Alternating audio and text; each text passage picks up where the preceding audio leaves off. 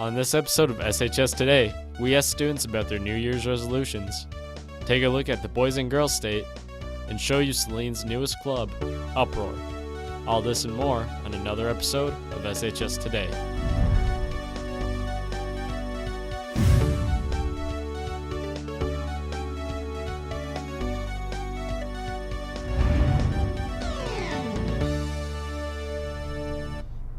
Good afternoon, Hornets. I'm Connor Carlson. And I'm Ben Johnson. Welcome to the first 2016 episode of SHS Today. Let's get started.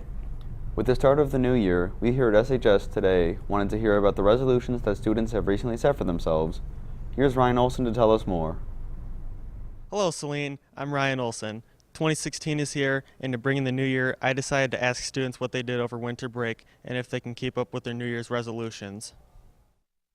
I went on a 5-day cruise to Cayman Islands and Jamaica. Basically, I volunteered a bit once a week, and I played a lot of video games since I got a fair amount for Christmas. I went to Universal Studio in Orlando, and it is pretty fun. I rode those roller coasters. Not much. I just hung out with my friends mostly and took it easy. I slept a lot.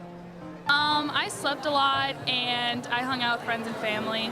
For the first week of break, I went to California to visit my family. Second week, I just kind of stayed at home and hung with my friends some. I also asked students about their resolutions and if they think they can keep up with their goals for 2016. I'd say to just have more fun and hang out with more friends more often. My New Year's resolution is to not be late to school. I'm trying to stay more organized and on top of things this year. My New Year's resolution is to make more of this. Probably watch more Netflix. I want to improve my grades in English, and that's it. It's good to see that so many people have goals for 2016. I'm Ryan Olson. Back to you in the studio. Thanks, Ryan, for letting us know more about New Year's and the resolutions that are to come for 2016. It's great to hear people getting into the new year by improving themselves. Speaking of improving, if you enjoy engineering, math, technology, or science, then the Science Olympiad could be for you. The Science Olympiad is an exciting hands-on program that covers it all. More information can be found by emailing Mr. Akilla. His email address is nath.akilla@gmail.com. Boys and Girls State is an educational program that helps students learn about the government. The program meets at Northwood and Michigan State University in June, and the sign-up window is upon us. Here's a short video to show you what it's all about. The American Legion and the American Legion Auxiliary present Boys State and Girls State summer programs. Are you up for the challenge? The boys and girls create their own cities, counties, and states, then elect each other to various jobs such as mayor, senator, and governor.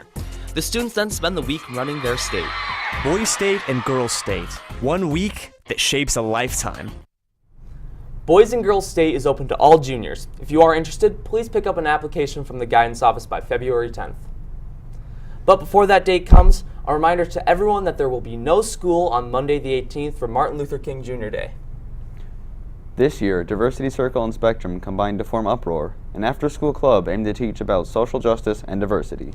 They work in the school to solve social issues and create a safer environment for others. Let's go to Taylor, who gives us more insight from the members of Uproar.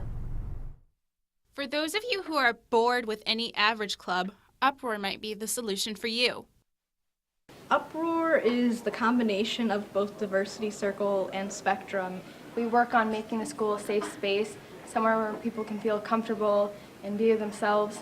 We want people who want to put in work and effort to make our school a better place. The environment is fantastic. Everyone's so much fun. I definitely would recommend it. It's one of the best clubs, I think, at the school. And it's really fun. There's a bunch of great people. We work on some great projects.